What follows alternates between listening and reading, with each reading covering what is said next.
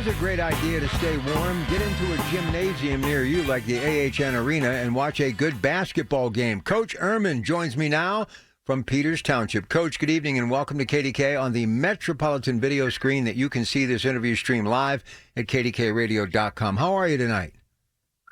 I'm good, Rob. Thanks for having me on. It's great having you here. So, young and old, you got a nice mix on this team, but it's all about defense, full court, half court. So defense can win you championships. So why are you all about locking your opponent down? Go ahead, Coach.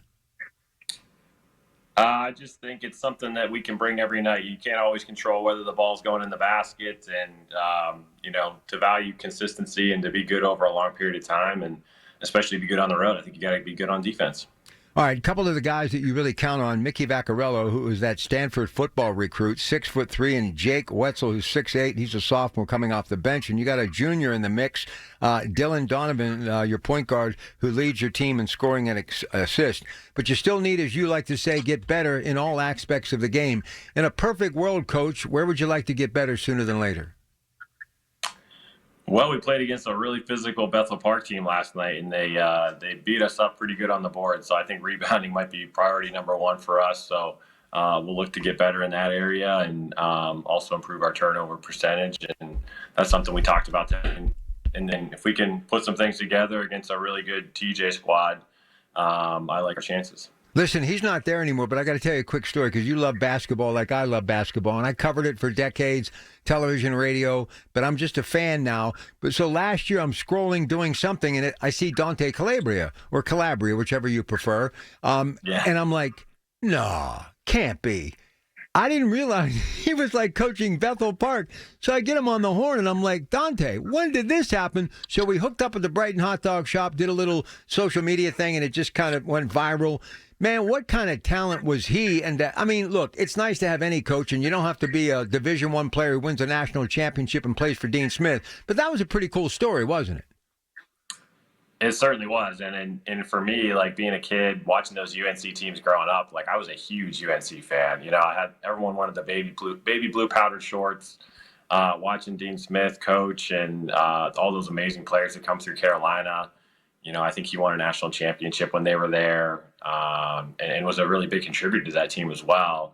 You know, it was humbling to be able to coach against them. And I wish him the best for what he's doing now. I believe he was coaching over in Italy for a while, and I know he stays busy. So, yeah, it was pretty cool.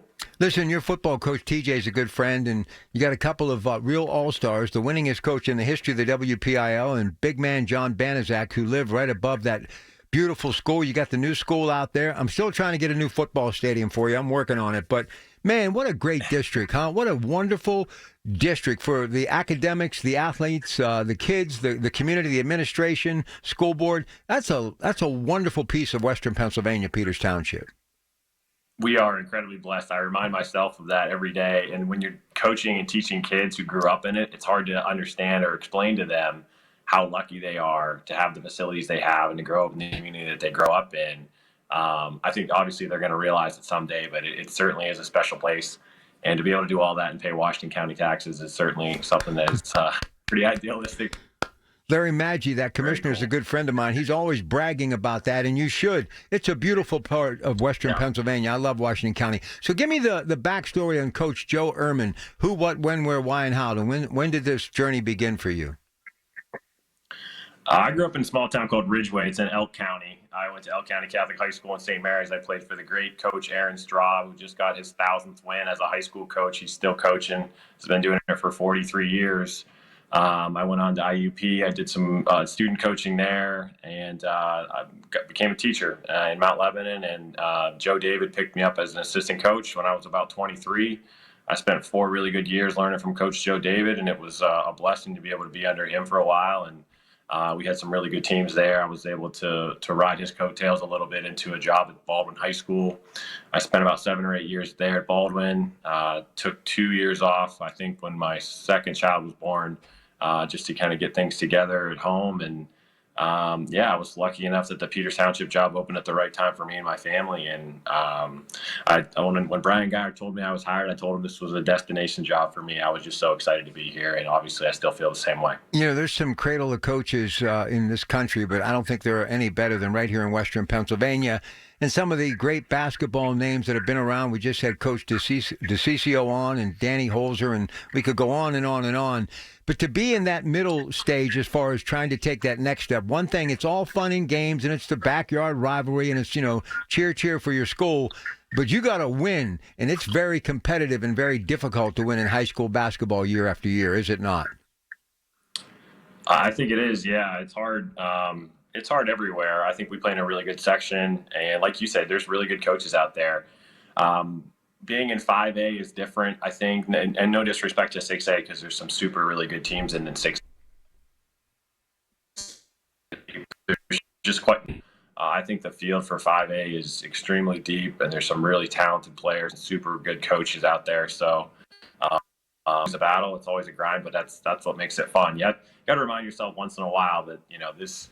I'm not saying this is fun like we're throwing a party every day, but it is supposed to be fun to compete and to challenge yourself and to challenge kids and get better, and you got to enjoy it along the way. Why do you think people like you and me, and I have nothing to do with the broadcast, I still do some sports, but I'm not at these gymnasiums on Tuesdays and Fridays, but why do you think there's something really unique about high school basketball? It's about community. Football is king, but in my vision and what I experienced growing up and being a broadcaster, high school basketball was as important, and the women's game is taking it to new heights that I'm so excited to see at all levels. But what is it about that high school basketball game on a Tuesday night in the middle of the winter or a Friday night heading into the weekend in January? What is it, Coach?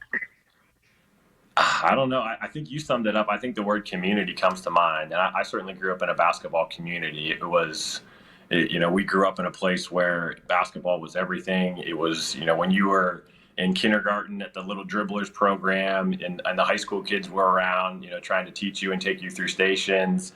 And you just wanted to be, you looked at those high school kids like they were gods. And your entire youth development time, you're just thinking like, wow, I would love to put that uniform on someday. And then you have the community members in the stands who are just so supportive and want what's best for you and what's best for the team. And there's certainly something special to it. I don't know if I can necessarily put my finger on it, but it's really cool. And obviously I'm really happy to be a part of it. They have populations that are on the rise. So I guess we can finish the interview up now, and then I'll get to a break and come back and wrap it up. These are two districts that are on the rise as far as people moving into the district, something that a lot of school districts wish they would have. Why do you think Peters Township has had such an influx of people? What attracts people to Peters Township? I know what attracts me just driving there or visiting that school, but why are so many people moving into that district, you think, Coach? Well, the school itself, obviously for you families, if you're looking to get to a place where your kids are going to grow up in a school district that has high standards academically, has fantastic teachers and an administration that is going to lead and point things in the right direction, I think you look nowhere else. As I mentioned before, being in Washington County and paying those taxes doesn't hurt.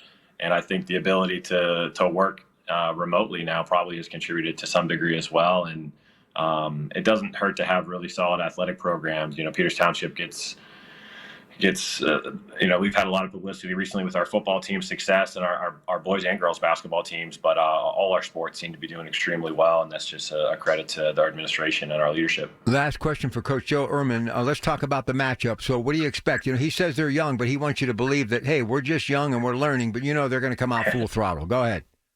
Yeah, that's Coach DeCiccio. He's sandbagging. Dom is one of a kind and really a real character if you get a chance to get to know him. He's an awesome guy. They're young. They had a really amazing season last year, and I think a lot of people had kind of written them off thinking they lost a lot of guys, which they did graduate quite a few, but they're tough. They're strong. Those kids at TJ, and I don't know if it's just trickle down from the football program, but they just have moxie.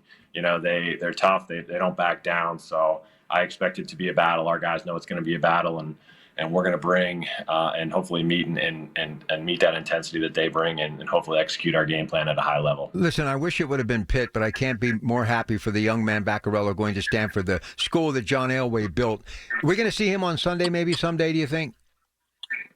I don't know. I'm not a talent recruit or a talent guy, obviously, but I wouldn't write him off. I would say that for sure. He is a world-class human in addition to being a really good basketball player. He's just a super kid, and he comes from an awesome family, so it's no wonder. But, yeah, I would hope so. And it's funny, being at Stanford now, you think like, wow, you're not going to get a chance to see him play. Then you got to remind yourself Stanford's in the ACC. So how much sense does that make, right? It's crazy. Stars are aligned. I'll tell you a quick story. Covering basketball and football all these years, and the Division I players who would go on to play football, like a Jimbo Covert, 85 Bears team with Ditka, they all remember either wrestling or playing high school basketball as much as they do playing football. So all these sports matter, and him having a chance to play basketball is pretty cool stuff. Coach, thank you so much for doing this tonight. Best of luck the rest of the way, okay? All right. Thanks for having me, Rob. Take care.